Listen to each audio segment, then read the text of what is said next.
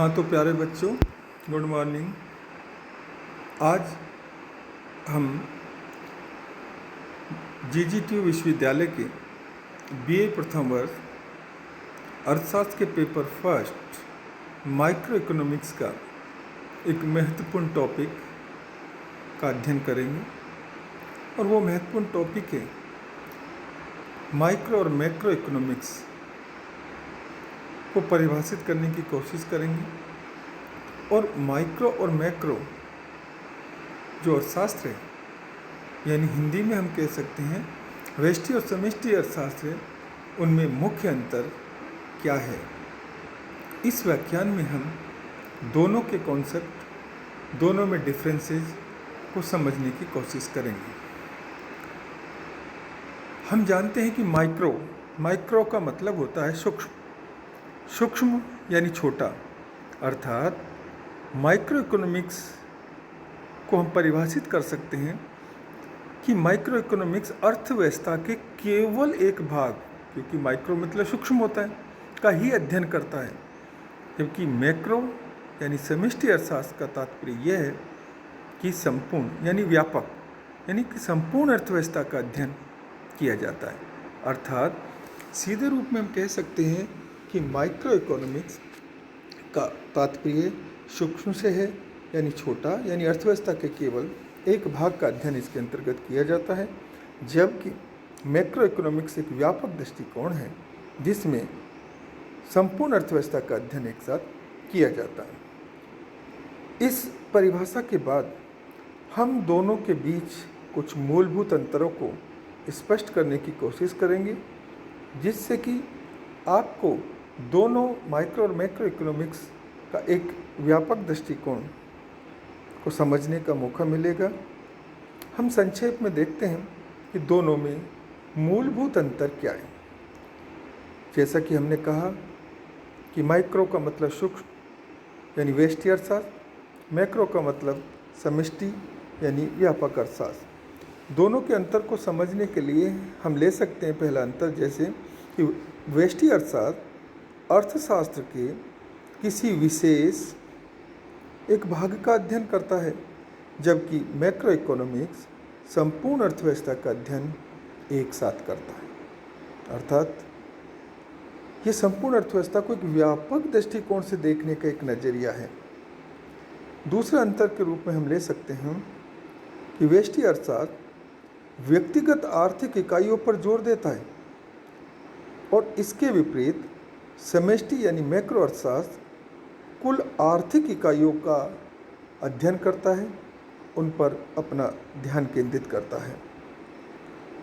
तीसरे अंतर के रूप में हम देख सकते हैं कि माइक्रो इकोनॉमिक्स का परिचालन आंतरिक मुद्दों पर लागू किया जाता है। अर्थात जो भी कोई आर्थिक इकाई है, उसकी जो गतिविधियां हैं, उनके आर्थिक मुद्दों, बाहरी मुद्दों से इसका कोई भी लेना देना नहीं है। जबकि हम देखते हैं मैक्रो अर्थशास्त्र यानी समष्टि अर्थशास्त्र के अंतर्गत बाहरी मुद्दों पर विस्तृत चर्चा की जाती है।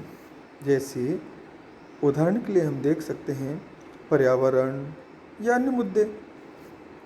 इसके अलावा हम और अंतर के रूप में देख सकते हैं कि सूक्ष्म यानी व्यष्टि अर्थशास्त्र एक व्यक्तिगत उत्पाद, फर्म, मजदूरी, कीमतों इत्यादि से संबंधित है, जबकि मैक्रो इकोनॉमिक्स यानी समष्टि अर्थशास्त्र का संबंध राष्ट्रीय आय, राष्ट्रीय उत्पादन, सामान्य मूल्य स्तर आदि मुद्दों से संबंधित है।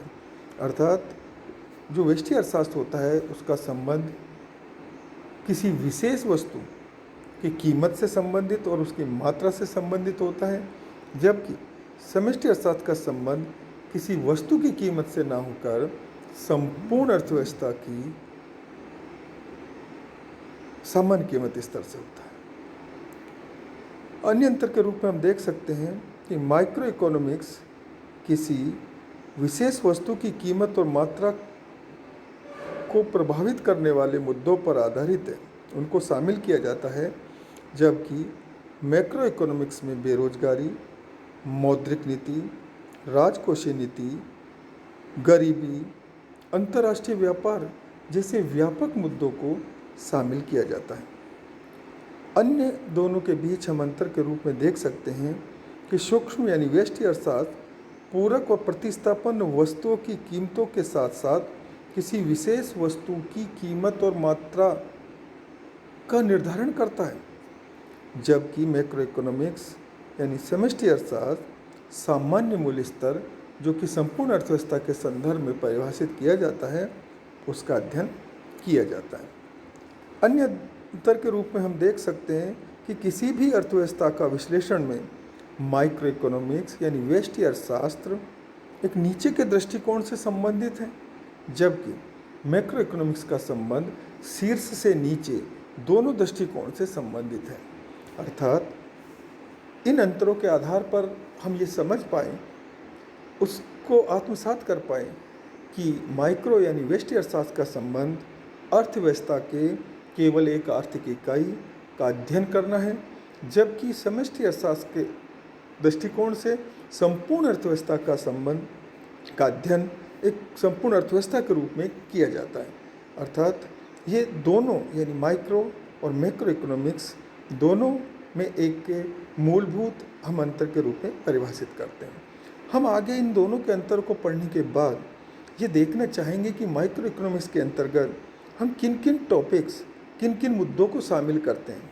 जब हम माइक्रो इकोनॉमिक्स का व्यापक रूप से अध्ययन करेंगे तो हम उसमें अध्ययन करना चाहेंगे मांग की मात्रा, कीमत लोच,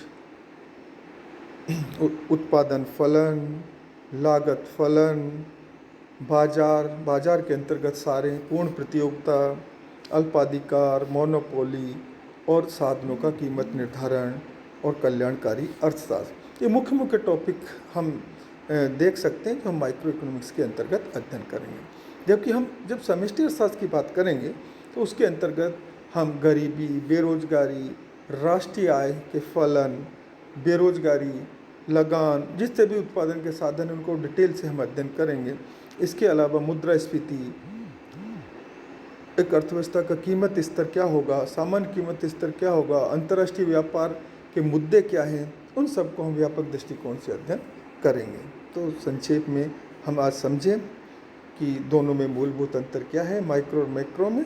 आगे हम इसके एक टॉपिक लेंगे जिसका हम और इनको विस्तार से अध्ययन करेंगे। धन्यवाद।